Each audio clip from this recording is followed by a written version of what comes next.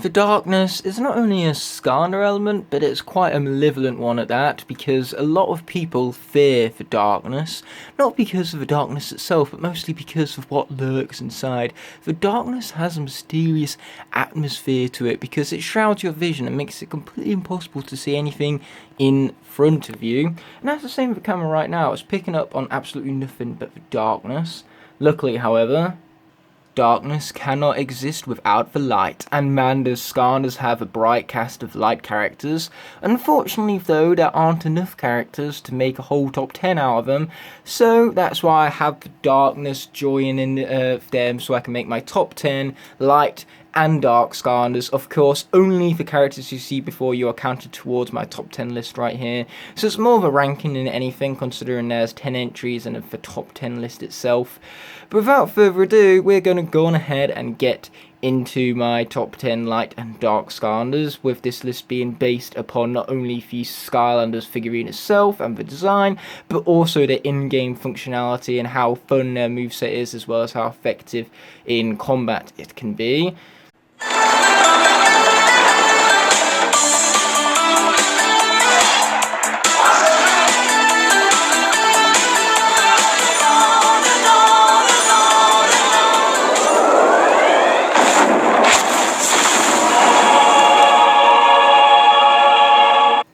So coming in at number 10, we have Astroblast. Now, whilst there is no denying how amazing this guy's design is, I've really got to put this guy down based upon his gameplay, because not only is his moveset incredibly generic and no fun whatsoever, but it's also highly inefficient in combat. I feel like this guy's attacks are nothing but weak, and I had to use the triplets there to truly emphasize the fact that this guy's lack of efficiency in combat makes it so he dies far too quickly, so any fun I might be having is short-lived due to the fact that he doesn't survive very long. So overall, if this guy's moveset was better and it could actually complement the design a whole lot more, then this guy could easily be put lower on the list. But as it stands, he's my least favourite Skylander on the list, not because of design, as we've already mentioned, that part of him is awesome, but it's all based purely around the fact that his gameplay sucks due to the fact that his moveset is generic and unoriginal, and even then the attacks are weak, so it doesn't compensate for the fact that the moveset itself isn't that great. Coming in at number 9, I have Nightmare. Now, I have no idea why this Skylander is as popular as she is, because outside of her design, she kind of sucks. So I can give credit where credit is due. I love the design. I love the fact that it's based off a Centaur. And of course, you know, having new styles of designs and the Skylanders is always awesome to see. What's not so awesome to see is yet another Trapmaster with another sword. Like, seriously, we've got 4 of those. But lack of originality even found in the weapon design aside, we move on to the gameplay, which once again, this is where this Skylander is truly weak. Now, her moveset is definitely a whole lot more original and varied than what Astroblast was, which is what gives her the edge over Astroblast. But once again, it's not really that fun, and it's highly inefficient in combat, being incredibly slow-paced, and with such a large hitbox even that Nightmare has, it just means that she can't survive very long, so anything I am having, once again, is very short-lived due to the ineffectiveness in combat with Nightmare right here. Coming in at number 8, we have Nightfall, maintaining this top 10's streak of awesome designs. I really like how Nightfall has the hair, which leads into her base, and the fact that she also has like this mask thing. Once again, it makes her design incredibly unique, and it really fits the dark element as well. This is like the most darkness feeling Skylander out there. It just has that feel, that atmosphere of darkness, you could say, which is the whole thing I was alluding to at the intro right there. But regardless, when it comes down to the gameplay, once again, she is clearly better than the other 2 candidates that just popped up beforehand, because her gameplay is actually fun. Stringing together combos can be quite fun, all the more.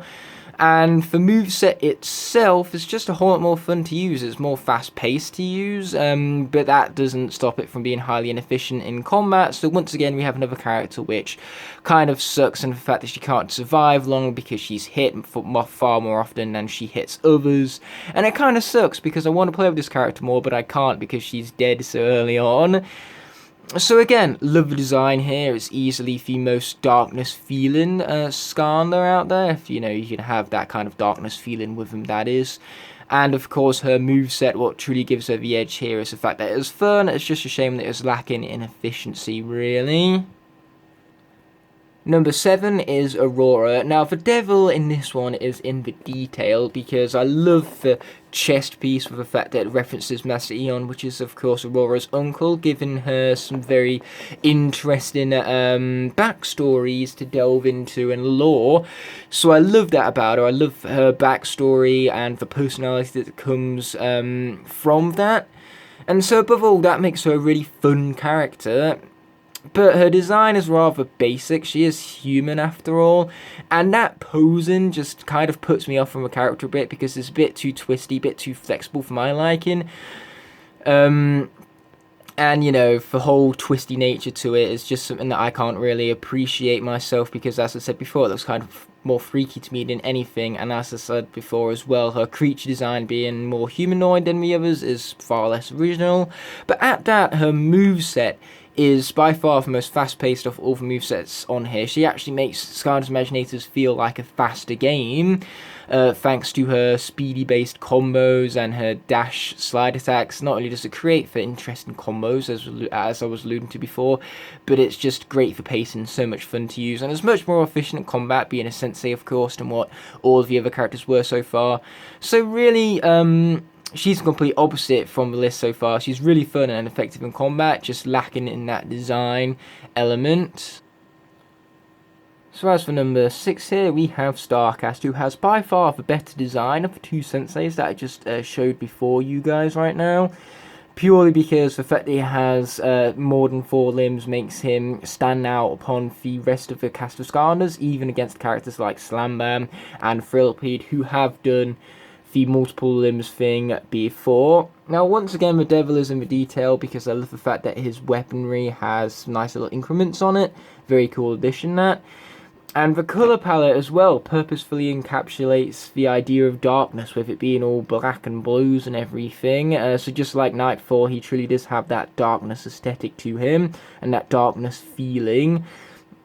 But anyways, now we move on to the moveset, obviously, which isn't as fun nor as fast-paced as Aurora's, but really it's this design that gives them the edge here, as I was alluding to before. And when it comes down to his moveset, it is varied and incredibly fun to use. It's just nowhere near as effective because it takes away his agility and mobility as a character. And of course, that makes him way too easily hit by the enemies. And so, once again, he doesn't survive as long as Aurora does. And that does take away from his efficiency, indeed. But the moveset is still fun. Not as fun, but fun all the same. And by that, I mean not as fun as Aurora's. Number 5 is Hood Sickle. Now, this guy is pretty sick when he literally has sick inside of his name. But anyways, what truly makes this guy the standout of the dark element, with the exception of Blackout, is the fact that his moveset is incredibly fun. He truly does encapsulate the Sentinel class with a very awesome looking weapon, might I say. And just a really fun moveset that strings together quite well. And above all, it's just fun to use, and when I look for a Skylander moveset in particular, I want to utilise one that's fun, and this guy is fun all the same. More so than all of the characters so far on this list, just because his attacks string together so nicely.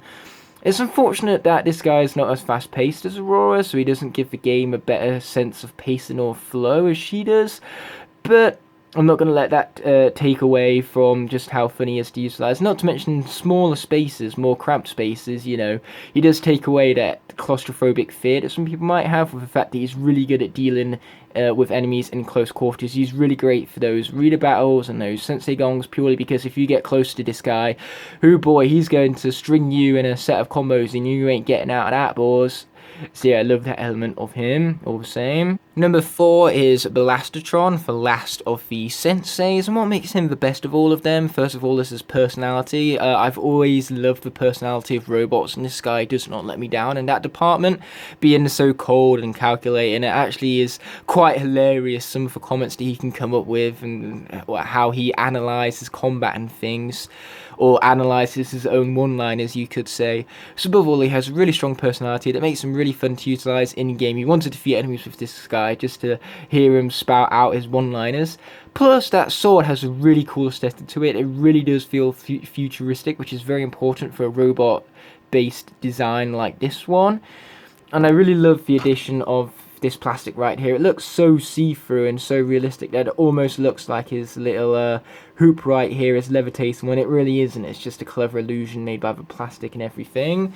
So yeah, I love the figurine, I love the personality, and of course I love the gameplay too. It's really effective and really fun to string together combos. I truly can't emphasize that enough. But what's so fun about this guy is the fact that mashing is a fun thing to do, and this guy makes for a really good mashing time, because the more you mash, the more colours you see and the more destruction you rain upon your enemies. It's just so much fun to mash with this guy, and plus his Sky Chi, where he turns into a Godzilla robot. You gotta love that, man. I mean, like, I love Godzilla, so I got a little bit of bias towards it for that, but it's just so damn cool, to say the least. This guy's cool, and that's what gets me number 4 on the list. Tell you who else is cool, though. Blackout. Not only does he have an edgy based personality, which is really fun to utilize, but he's got a really cool design as well. He's a mix between a dragon and a gargoyle, which straight up is flipping awesome and really suits the darkness aesthetic.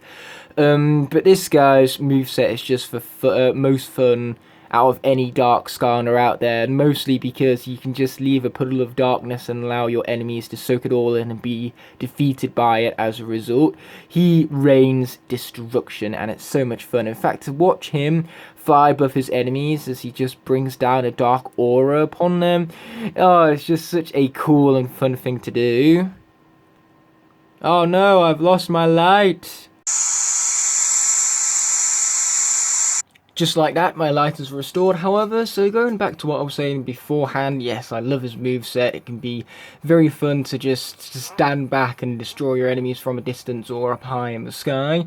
But the best part about Blackout is not the personality, not the moveset, but the design. It's the perfect blend of both a dragon and a gargoyle, and I love it. Especially that horn right there, it makes him just look so damn cool, and not to mention the personality and moveset that goes alongside the design are really fitting.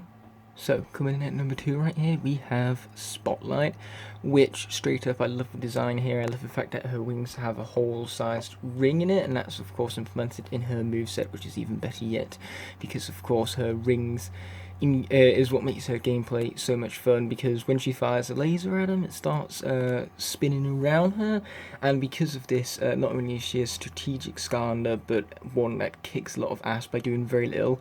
Once you've aimed a laser at a ring, you are set. All you need to do is maneuver and hold the laser button, and I can guarantee you that there will be destruction in your wake. Better yet, when you have multiple rings to cause multiple different circulations of lasers, it will leave your enemies in the dust. So above all, what I'm saying here is that I love Spotlight because A, her design is awesome, and B, her moveset can be so OP, leaving nothing but destruction in her wake, making her a great lock candidate and just an effective Skylander to utilize combat all around. But coming in at number 1, we have for one, the only Nightlight, which he is well designed, you've got to admit, with small little details on his figurine really standing out, particularly the glitter. I love how that shines and how the light sparkles off of it, and that's a good coincidence too, considering that he is a light Skylander, so it's only right that light would create for a nice sparkle within his figurine. But all of the irony aside right there, I really love his moveset as well as his design, purely because it's so brainless. You can literally just mash the Y button and you will destroy almost all of your enemies in your wake. He is relentless and I love it. For a design like that, you kind of hope that the moveset to go alongside it would be pretty awesome and OP, and that's exactly what his character delivers. So he's just number 1 just for how brainless he is, and as a result, just because of how fun he can be in combat combat. But there's not only mashing to worry about, you can also combo with him and be more strategic in some of the harder nightmare difficulties specifically. So there's several different ways to play with this guy, which means your playstyle feels more unique to yourself. And again, Skylanders that do that just invest me a whole lot more, hence why Nightlight is number 1 on the list right here. Once again, the light on my phone has kind of dimmed a little, so instead we're using the light from Portal of Power, which I personally find a whole lot more fitting. But anyways, I sure hope you guys loved the return of hashtag Top 10 Thursdays, and this is going to be continuing for 9 continuous weeks with each of my elemental top 10s, although for the original 8 elements I have a collaboration for each. So from this point onwards I shall be featuring a guest every single Thursday for my elemental top 10s. So yes, look forward to that, but I'll be seeing you next week for the next hashtag Top 10 Thursday. But until such a moment, peace.